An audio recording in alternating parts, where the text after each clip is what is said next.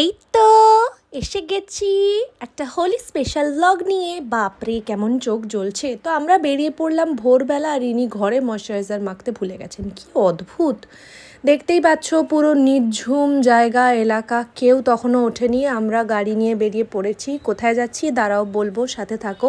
ব্লগের শুরুতেই বুঝতেই পেরে গেছো যে কাদের সাথে যাচ্ছি। এক এক করে অরিত্র আমাদের, আইভিকে, দেন গ্রেকে, সবাইকে পিক আপ করলো। এই হোদলটা বসে না আমাদের অবস্থা দেখছো কিরকম চিড়ে চ্যাপটা করে দিয়েছে। কোথায় উঠে বসে পড়েছে একটা, কি বলবো। যাই হোক, সেই অপরাধে ওর পকেট মেরে কিছু খাওয়া দাওয়া করা হলো এই জায়গাতে। তো মেন ব্রেকফাস্টটা আমরা ঠিক করেছিলাম শক্তিগড়েই করব, কারণ ল্যাংচা তো ফেভারিট, বাট ল্যাংচা সকাল সকাল ভালো লাগে না অত খেতে। তো নিয়ে নিলাম ইডলি, ধোসা, এইগুলো। ইয়েস এইগুলো হচ্ছে আমার প্রচণ্ড ফেভারিট, সীতাভোগ আর মিহিদানা, আর আমার বরেরও। তো সেই সমস্ত খেয়ে দিয়ে একটা সুন্দর গাড়ি করে হেভি মাস্ত করতে করতে আমরা তো যাচ্ছি। আর সৌরভকে ভাগিয়ে দিয়েছিলাম ওদের অন্য গাড়িতে। আমরা দুটো গাড়ি করেছিলাম, যেহেতু বললাম শ্যুটে যাচ্ছি। তো আমাদের একটা গাড়িতে সমস্ত ফটোগ্রাফাররা ছিল, আর আরেকটা গাড়িতে আমরা সবাই মিলে যাচ্ছিলাম আর কি। বলো তো, রাস্তাঘাট দেখে কিছু গেস করতে পারলে আমরা কোথায় এসেছি? ঠিক আছে, তোমরা আরেকটু গেস করো, আমরা চলে যাই এগিয়ে। তো ফুলওয়ালা রিসর্ট, ভাই সাহাব। গরম যদিও পড়েই গেছে মোটামুটি, তো ওখানেও একটু একটু ঠান্ডা ছিল রাতের দিকে। আর দেখো কাণ্ড, দেখো। একটা মানুষ যখন থেকে বসে আর পাশে পাশে শুয়ে দিয়েছে, দিয়ে ওই ইয়া করছে, কুইয়া করে যাচ্ছে। না ভাইয়া করছি,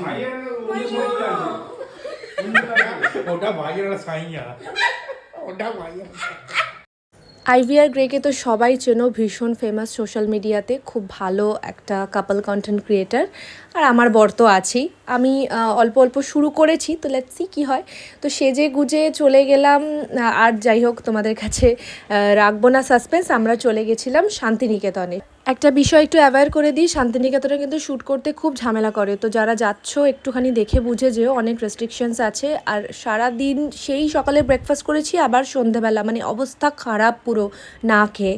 আর শ্যুটের মাঝখানে তো ওইভাবে হয় না। আর দেখবে প্রচণ্ড খিদের সময় কখন খাবার দিচ্ছে কি দিচ্ছে না, এই নিয়ে একটা ট্যান্ট্রাম চলতে থাকে মনের মধ্যে। তো ফাইনালি কিছু খাওয়া দাওয়া করে আবার এনার্জি নিলাম। আর বাউল গান তো সব হোটেলেই জায়গাতেই মোটামুটি থাকেই। এদের দেখ, এর সারাক্ষণ নাচ। আমরা যাই হোক শ্যুট করেছি, কিন্তু ফাটিয়ে মস্তি করেছি, মানে বিশাল একটু হেকটিক হয়ে গেছিলো। আর শান্তিনিকেতন মানেই তো একটু কেনাকাটা, যদিও খুব একটা করতে পারিনি। আর রাতের বেলাতেও হোটেলটা দারুণ লাগছিল। আমরা ফিরেছিলাম অলমোস্ট 10টা, তো খুব একটা বেশি আর আড্ডা দেওয়ার টাইম পাইনি। ওই কিছুক্ষণ একটু আড্ডা দিয়ে মোটামুটি ঘুমাতে চলে গেলাম, কারণ পরের দিনকে আবার আমাদের শ্যুট।